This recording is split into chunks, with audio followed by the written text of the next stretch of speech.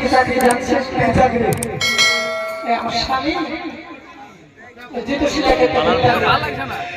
হিসাব করে দাও স্বামী বড় চাকরি করতো দেওয়ালের পেট লাগিয়ে জুতি সিলাই দিত সেই 5 মাস 6 মাস পরে বাড়ি আসলো হঠাৎ সামনে আমার বাড়ি আসলো বালিশটা নিয়ে এসেছে এসে বলছে ফুলচোরা ওরা আমার ফসল